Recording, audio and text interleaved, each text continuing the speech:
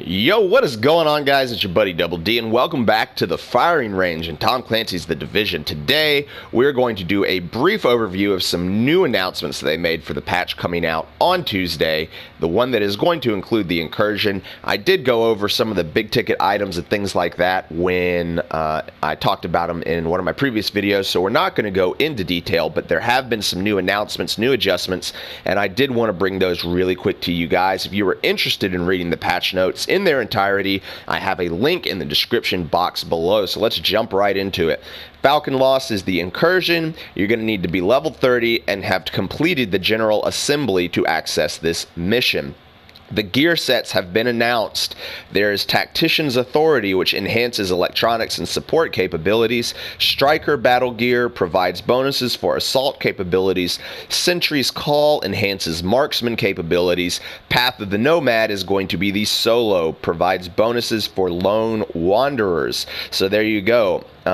Trading, we covered that one. Assignments, they came in a little more detail, but basically they're going to automatically be assigned to you when you log into the game. You're going to have your daily assignments and your weekly assignments. If you do not complete your daily ones, you don't keep them. They will just change to the next daily assignment the next day, and they're going to be 3 categories: combat, dark zone, and crafting.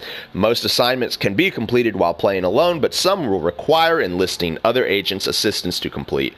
Very good. Dark zone supply drops, we covered all of that. Every couple of hours or every hour or so, I don't know, that's yet to be seen. They will be dropped in the dark zone. You'll go find them, blah blah blah. Gear score, you guys know how that works. Gear score, just it's like any MMO. The better gear you have, the better gear score you have, the more access you have to in-game content. They're adding a group spectator camera, so when you die, you can spectate your group, like over the shoulder of your buddies. So after you die, you can watch your buddies die, I guess. Here we go. New high-end named weapons. This is new. They've added 2. Well, technically they've added 3, but there's really only 2. We'll get into that. 1 assault rifle called the Warlord. 1 submachine gun called the Valkyria. And I'm probably saying that completely wrong, but whatever. And then here's the one that's in the game, but it's not in the game. Historian Marksman Rifle. And then it says, please note that while the Historian will be implemented in the game with this update, it will not be acquirable in-game until patch 1.2. So I don't know why they even put that on there, but whatever. Anyways, all right, here's some things that were not announced that have now been announced. Number 1. Phoenix credits drops have been increased like they were supposed to have been in the last patch. They had to take it out because it was causing a bug, but now they're putting it in. Level 30 enemies will drop 1 to 3 Phoenix credits. Level 31 named enemies will drop 2 to 4, and level 32 named enemies will drop 3 to 5 Phoenix credits. That's pretty cool. Now here is what I am thoroughly thrilled about, and I'm sure everybody else out there is as well. Recalibrating high-end items will now cost normal credits instead of Phoenix credits. Yes, please. Thank you. Good God. All right, so if you've got high-end gear that you want to re-roll, hold off until Tuesday, unless you've just got tons and tons of Phoenix credits that you don't know what you need to do with. But if that's the case, keep them, because you don't know what you're going to be able to buy on Tuesday with Phoenix credits. So save them anyways. Just do what I say. Here we go. Dark Zone. The vendor in the church safe house, that's DZ06 safe house, will now sell items for Dark Zone funds instead of Phoenix credits. So that's good. It kind of gives us a purpose to use all of those Dark Zone funds for something besides crafting materials. They have cut the ranks basically in half. So before, when we needed rank 30 to get superior items, we now only need rank 15.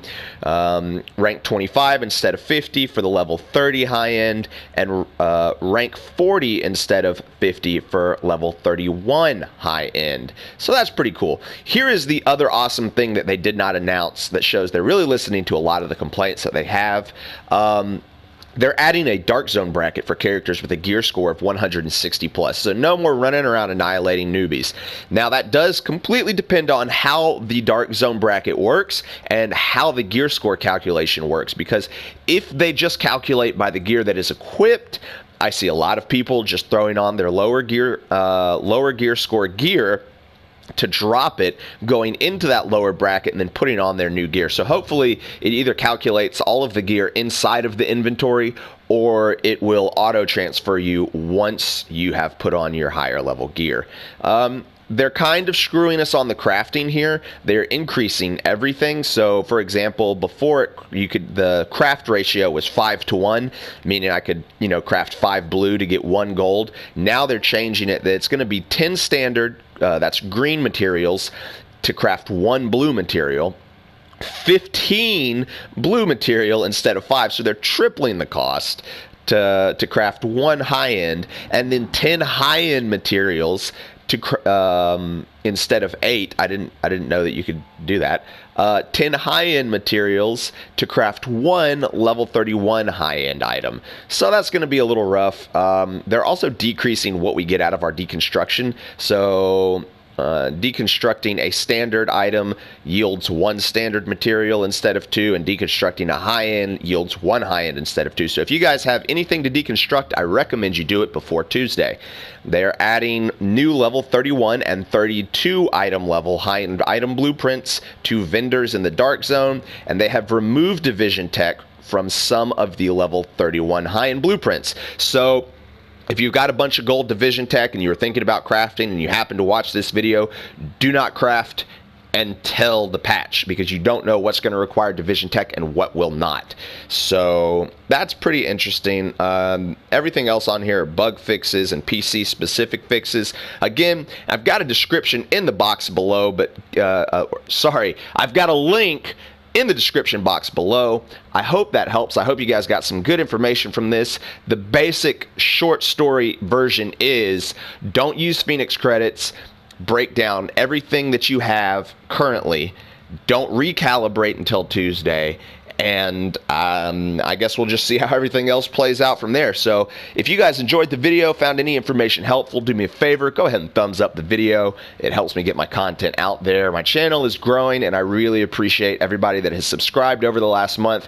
Guys, when we get to 1,000 subs, I'm thinking about doing a live cam Q&A or something like that. So if that's something that you're interested in seeing, or a gaming setup or something, I don't know, you guys let me know down in the comments below what you want to see for our when we break 1,000 subscribers. Again, I'm going out of town on Thursday, so content will be put on a hold until Monday, but I'll see you guys on Monday when I get back in town, and I will catch y'all in the next video. Double D out.